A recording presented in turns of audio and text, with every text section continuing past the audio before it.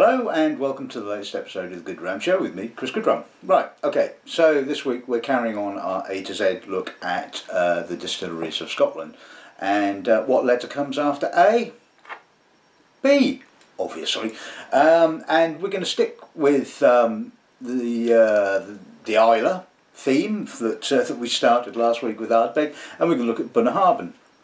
I mean, I could have looked at Bunmore and a few others, but I just really wanted to do Bunnahabhain. I don't think I've actually done Bunnahabhain, and I've got the entire range, the current range, sample-wise, which were all entered into this year's World Whisky Awards. So I thought, well, you know, now's a good time to share them with you.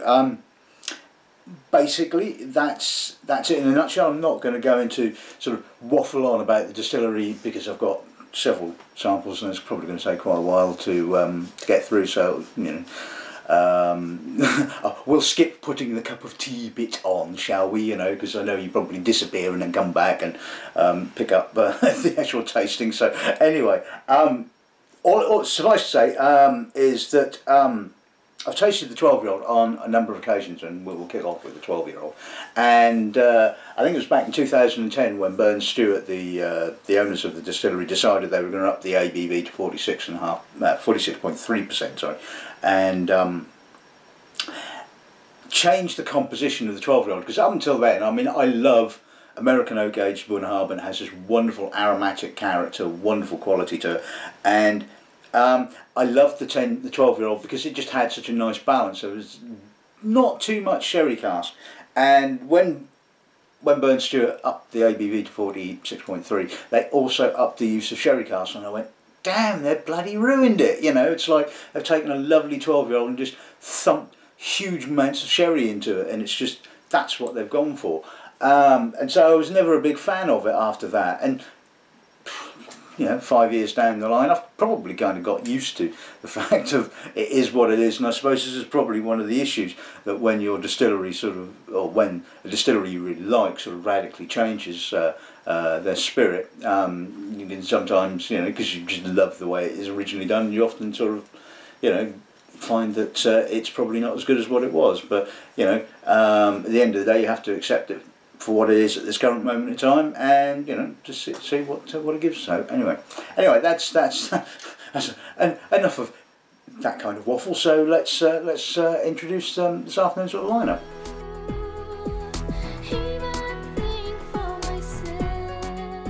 Right, okay, so basically we're going to kick off with the 12-year-old, bottled at 46.3. Like I said, it's a battling of spirit aged in American oak and sherry. Then we're going to look at the 18-year-old, bottled at exactly the same ABV, 46.3. It's always a bit of a giveaway when you get blind samples and they say Islay 46.3, you go, I know what that one is. Then we're going to look at the 25-year-old, which regularly picks up awards and is an absolute stunning sherry monster, it has to be said. I do like sherry monsters. I mean, you know, I kind of waffle on about the fact that I prefer American oak, and yes, I do prefer American oak. But when sherry's got sort of like some age to it, it can be really, really interesting. And yeah, okay, you can forgive it the fact that there's no distillery character, but yeah, anyway. The last three are probably going to be the most interesting three in the particular tasting, because I mean the 12, 18, 25, they've been around for quite a while now, and you're going to have to excuse my probably ridiculously bad pronunciation of these because they're all in Gaelic. Now this is a bottling, it's only bottled for travel retail in 1 litre bottles, which is why the picture got the bigger bottle, you know, because you're probably thinking he's got the size wrong, but no, it's actually 1 litre bottling. It's called the Eirgh Grein. I think I pronounced that with a semblance of credibility. American oak and proportion aged in ex-red wine casks. Now when I originally tasted that completely blind, I really didn't pick up on it, and I suppose looking at it now, if you hold it next to the American oak, you can see there is a slight orangey tinge to it, but anyway, we'll get onto that when we get onto it. The second to last bottling we'll be looking at is a brand new release, I think, released this year, called Ceobanach, which is a a kind of throwback. Apparently, they tried to sort of, as you know, Bunnahabhain does make peated malt. I mean, not all Bunnahabhain is unpeated, and they were tempted to recreate what they call the Victorian character of Bunnahabhain when there was a lot more peat used. So American oak aged, bottle of 46.3, relatively heavily peated, and the final bottling is one called Toiteach, which I'll probably pronounce wrong again. Bottle of 46%, American oak aged and heavily peated. And I remember tasting that years ago. Must be about 2009, I think, when it was first released. And it was very young, very intense. That obviously only just started using or reusing peat, and large amounts of it, and I remember being quite youthful, interesting but youthful. So, excuse me, that's this afternoon's little lineup. So let's start with the 12 room.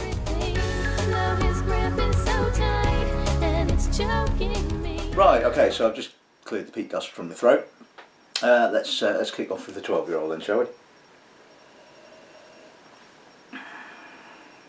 Heavy sherry, thick molasses, treacle, burnt nuts, toffee, quite herbal, obviously Oloroso, and I would guess probably a modicum of first fill Oloroso. I mean, as you get up the age statements, the sherry influence gets heavier and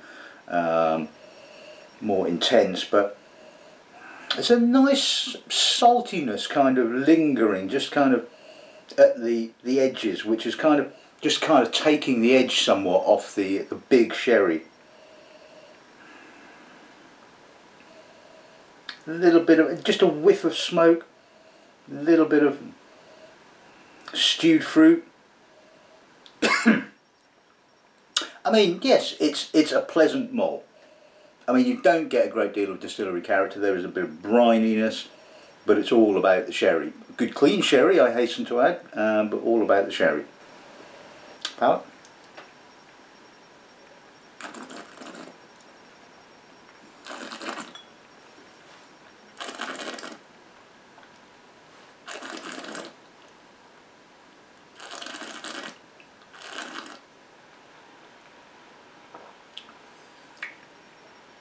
Again, big Oloroso, herbal, nutty, licorice, treacle, full, very mouth coating. Very, you can taste it's got some age to it. It's got a little bit of kind of oxidised dried fruit coming through, not just the sort of like the sherry dried fruit, but a little bit of oxidation note, which kind of gives you a clue that it's not overtly young, I should say. Yeah, nice length, salty coastal finish, cleans it all up quite nice. You know, it's a pleasant 12-year-old. I mean, it's getting a bit expensive now, it has to be said. I think it's, what's the retail of that? Ooh, early 40s, I think. So it is getting a little bit on the pricey side. I mean, you can probably pick it up at discounted rates, sort of like, and tail end of 30s, I suppose, which is not a bad price, but yeah, it's good whiskey. It's not bad at all.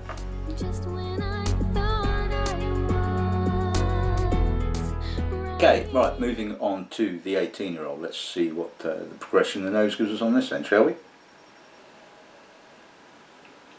Slightly, not higher toned, but slightly crisper. Less of the treacle, less of the licorice, but still got some lovely dried fruit.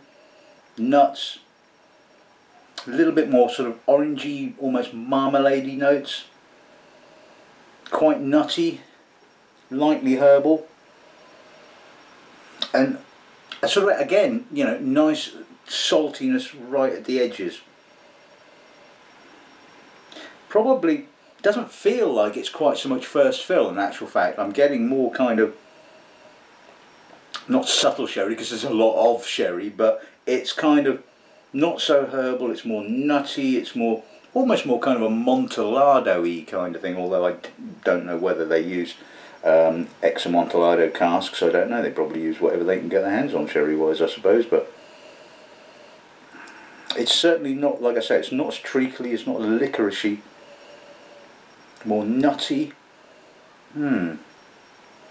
Again, just a sort of like a bit of warm spice, a bit of peat. Nothing spectacular, it's just kind of very much there in the background, just a faint note of it. Walnuts, I'm getting walnuts now, I'm getting a little bit of stewed fruit, a little bit of oxidised fruit.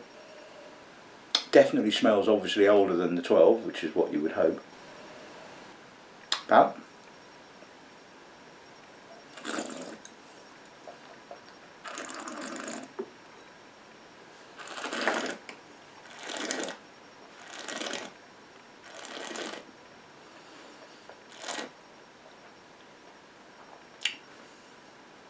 Bigger, a little bit more of the licorice kind of coffee, treacle, oloroso-y kind of character coming through on the palate. A little bit of herbalness. Again, pleasantly salty finish, kind of cleans the palate up quite nicely. Walnuts, dried fruits on the middle palate. Yeah, pretty nutty. Lovely saltiness, lovely balance to it. Certainly doesn't get all too sweet and too sherried, although again, like I said, that is obviously the main character, and I'm not really getting an awful lot of distillery character, so, but that's what you expect. And fabulous whiskey, it has to be said. You know, again, absolutely blemish free, not a spot of sulphur anywhere in this particular bottling. And if you like this kind of style of whiskey, then worth hunting down, I think.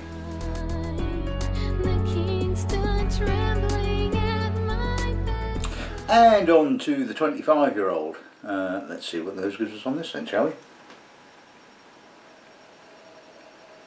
Oh, now that, you can smell the age on that.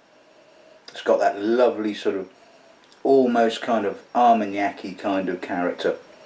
That sort of dried fruit rancio, nuts, walnuts, moist licorice, treacle, light herbs.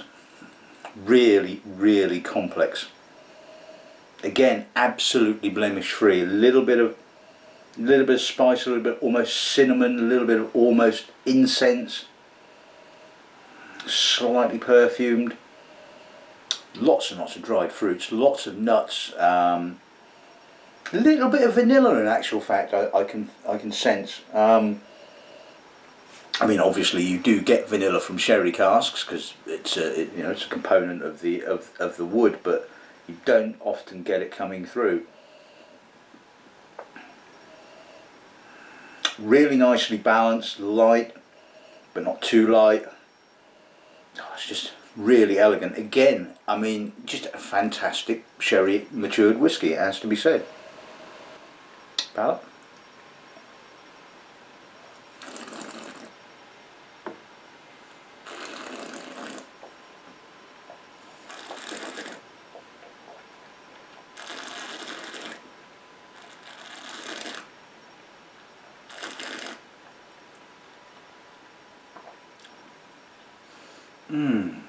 Oh, it's just so soft. Absolutely gorgeous. Oh, where do you start? A little bit more wood tannin creeping in and getting some tannic spice, some bitter chocolate right on the finish. But again, it's kind of walnutty, it's molasses, treacle, dark toffee.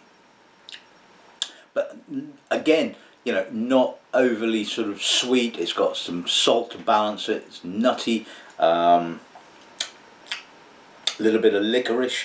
Again, the saltiness on the finish kind of cleans up the palate again, but the depth is stunning. It's got a little bit of violetiness. I got that right on the beginning. Wonderful spices. I mean, it really lingers. Those sort of, like I say, the combination of sweeter spice and bitter chocolatey spice and tannin. Oh, that's good. I mean, that is good. I mean, you would expect that to be good at sort of, you know, costing 3 figures, but oh, fantastic stuff.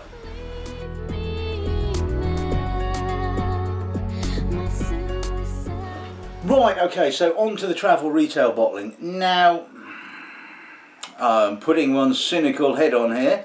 Let's be honest, if this was great whiskey, and let me stick my nose in it before we pass judgment, shall we say. Faint red wine note now. It's young, it's spirity, it's got some nice kind of herbal peat. It is really young. I mean, this is not much more than about 5 years old, if that. It's got some of that almost kind of off the still oiliness. I mean, it's not bad, but let's be honest. I think this is probably an experiment that didn't work out quite as expected, because if it had done, it would have been released as a standard distillery bottling. It wouldn't have been chucked into 1 litre bottles and flogged off in travel retail as an exclusive. You know, I mean, you know, I am cynical. I know how the market works, I mean, and I know what gets kind of dumped into travel retail, but it doesn't mean it's bad. It's not bad. It's not crap whiskey. You know, Bunnahabhain are not foisting off, you know, musty old rubbish, you know, in an attempt to, you know, sell it. Basically, there's absolutely nothing wrong with it. It's just really young. It's got some interesting red winey fruits, it has to be said. Not a great deal, which is why I don't think it actually worked particularly well. Bit of sweetness, a little bit of soapiness, but then again, like I said, I mean, this is really young spirit, and it's got that sort of off the still kind of note to it. So, palate.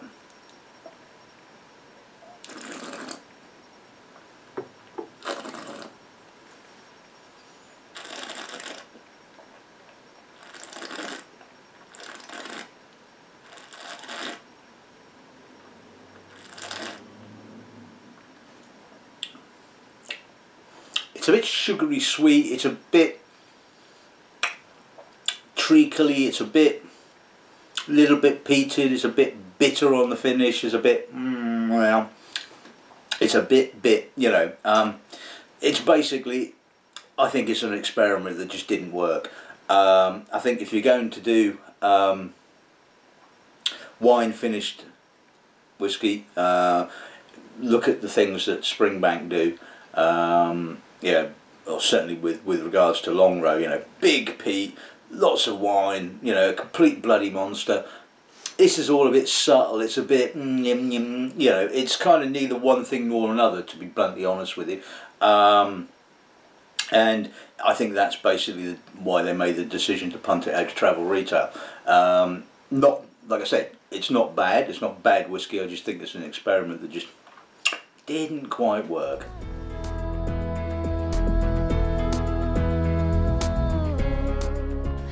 Right, okay, and on to an experiment that certainly did work, because I have tasted this on several occasions, even bought a bottle of it because it was that bloody good. I love this, the Ceobanach, the Ceobanach, oh for God's sake, this one. God, that's what happens when you've had 4 whiskies and you can't talk anymore, or you certainly can't talk Gaelic. Anyway, so, shut up and I'll just stick my nose in this, shall I? Oh, that's lovely. That's quite heavily peated, but it's got that sort of fishy, briny kind of peat. Sort of bit of coal dust, a bit of smoke. But underneath that is that lovely sort of crisp, aromatic Bunnahabhain character, and you know, I've tasted some lovely old Bunnahabhain aged in American oak, and you just go, oh God, that's so good. And you know that the distillery ages, you know, a proportion in American oak, and you just sort of like go, oh God, it's just so good. Why can't you just release it? And here they are, you know, they've released it. It's got a lovely sweetness to it. So plenty of salt, lots of coastal character. Young, but not spirity.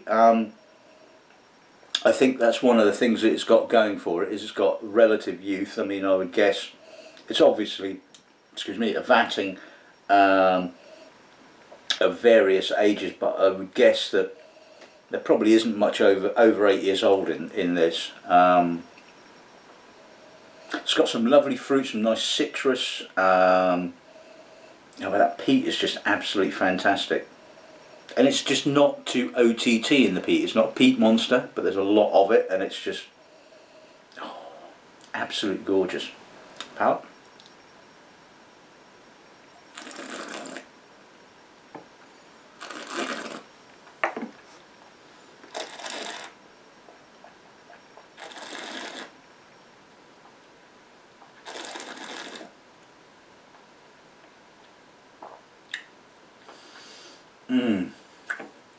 Wonderfully soft, really full. It's got that lovely sort of salty white fruits, barley, bit of vanilla, dusty, almost medicinal but not quite, sort of axis of herbal sort of medicinal peat, more of the dry dusty kind of smoky kind of peat. Really chewy, malty finish, but again elegant, coastal, really salty on that aftertaste, which kind of like, again, like I said, sort of like just kind of cleanses the palate. That is lovely. That is really very, very good, and definitely worth hunting out. It's got a lovely balance of sweetness, of barley, of peat. Yeah, that's good. That's very good.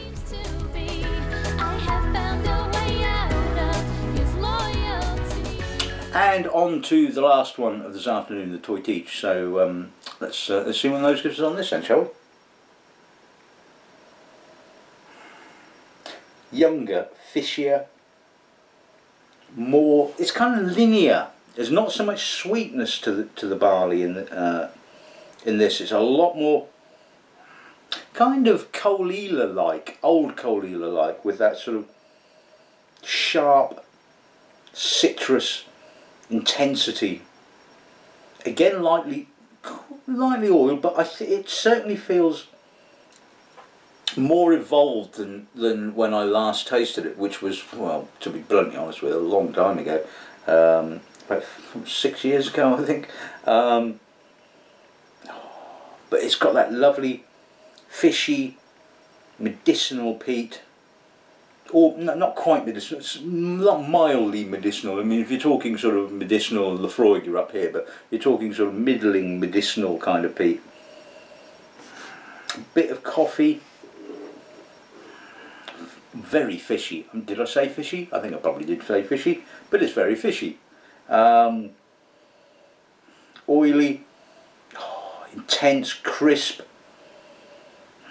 That is lovely. I mean, that is probably, yeah, it is certainly more heavily peated than the Bunnahabhain. It's just got a wonderful character to it. Palate.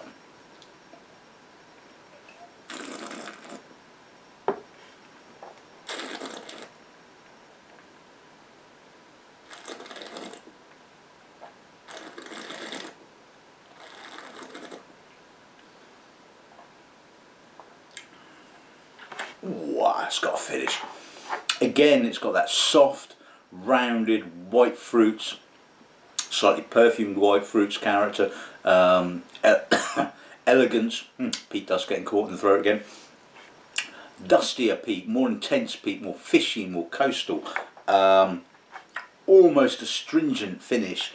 Really salty, really kind of grabs you by the, you know, proverbials, and oh, it's just good. That is really good. I mean, that's got lovely intensity. It's got a bit of sweetness. It's got a bit of sourness. You know, it's all just really nicely balanced. Again, don't get a huge amount of oak, but it's kind of sort of there.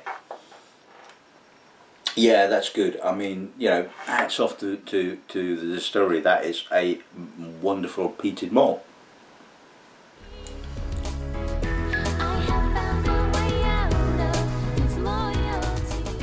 Okay, so let's sum this little tasting up. So firstly, a big thank you to Burn Stewart. Not that they're probably watching this, because you know it's a big company, and you know they don't really give a toss about someone like me talking about their whiskey, I would imagine. But if anyone from the distillery is watching, what a nice one for entering all the slot into the World Whisky Awards, so I get to taste them yet again, and they stick them in most years, and 25-year-old normally does pretty damn good. But anyway, I'm waffling. 12-year-old, yep, 12-year-old is nice. I mean, I've kind of got, like I said earlier on in the show, I kind of got used to what it is now, and you know, it's a pleasant sherry matured, or predominantly sherry matured, Island malt. You know, it's nice. It's a good whiskey. There's a lot of people love it. You know, and I've very rarely tasted a bad bottling. The 18 is lovely. It's, like I said, less kind of treacly, more nutty, obviously more maturity, and again, you know, a lovely sort of sherry matured Islay. The 25-year-old, well, you know, what can you say? I mean, stunning depth, complexity, from again sherry matured malt. You know, it's you know, even if you don't like sherry matured whiskey, and you know, I don't dislike them, like I say, you know, it's they've got to have something other than just kind of like going, yeah, sherry. And the 25-year-old just has it in abundance. You know, I mean, okay, like I said, no real distillery character, lots of a mature kind of sherry character, which is, you know, really very enjoyable. And you know, each three of them has that wonderful coastal character, which stops it all becoming too flabby and too sweet, and just really cleans up the end of the palate. The Eirgh, I'm assuming that's how you pronounce it. I've had too much whiskey now, and I really don't care. I think I basically said enough when I actually tasted it. I mean, it's not a bad whiskey. It is, you know, the quality is again really good. I just think it's obviously something that hasn't quite worked particularly well. It's a bit young. It's a bit, you know, and so they've punted it out of travel retail. You know, and it's a litre bottle. It's I don't know what it costs. I mean, it's probably not cheap, but you know, it's pleasant enough.